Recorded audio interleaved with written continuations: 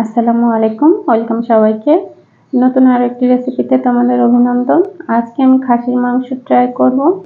দেখো, রান্নার জন্য আমি প্রথমেই আলুগুলো সিদ্ধ করে নিচ্ছি একটু লবণ দিয়ে, এবং মশলাগুলো সব আমি রেডি করে রেখেছি। আমি বাটা মশলা ইউজ করব রান্নাতে।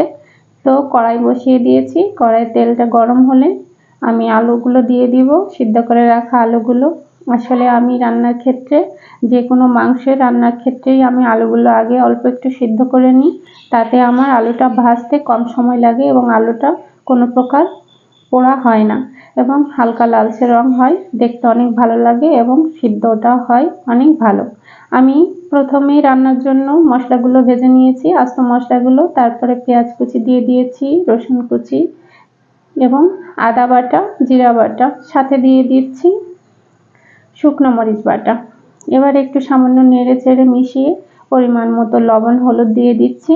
দেখো, একটু নেড়ে চেড়ে কষিয়ে নিব। এবার মাংসগুলো দিয়ে দিচ্ছি। আমি 1 কেজি পরিমাণ মাংস ইউজ করেছি, এই জন্য আমি সেই মাংস অনুপাতেই মশলাটা নিয়েছি। তোমরা যেমন মাংস নেবে তেমন মশলার ইউজ করবে। তো এভাবে আমি সুন্দর করে নেড়ে চেড়ে মাংসটা কষিয়ে নিব। এ পর্যায়ে আমি মাংসটা কষানোর জন্য মশলা ধুয়ে আর অল্প একটু পরিমাণে পানি দিয়ে দিচ্ছি মাংসটা কষানোর জন্য। এভাবে আমি ঢাকনা দিয়ে ঢেকে কিছুটা সময়, 5-7 মিনিট মেবি, আমি মাংসটা কষিয়ে নিচ্ছি। এবার দিয়ে দিচ্ছি সাথে মশলাটা। এই মশলাটাও বাটা ইউজ করেছি। এখানে যত প্রকার মশলা আছে, এলাচ, লবঙ্গ এবং গোলমরিচ, যা কিছু আছে সব কিছু ইউজ করেছি। তো এভাবে সুন্দর করে কষিয়ে নিচ্ছি। কষিয়ে নিয়ে আমি মাংসটা লালচে হওয়া পর্যন্ত ওয়েট করব। দেখো, মাংসটা লালচে রং হয়ে গিয়েছে।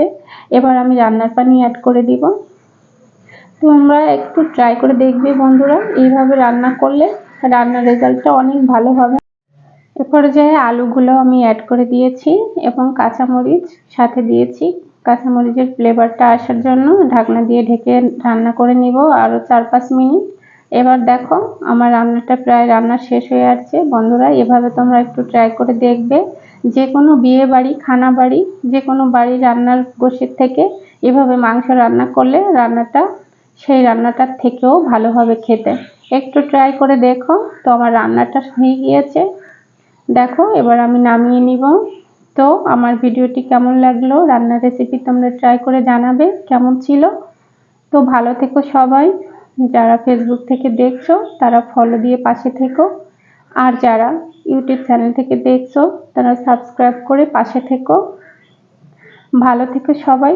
সবাইকে অসংখ্য ধন্যবাদ ভিডিওটি ধৈর্য ধরে দেখার জন্য। আল্লাহ হাফেজ।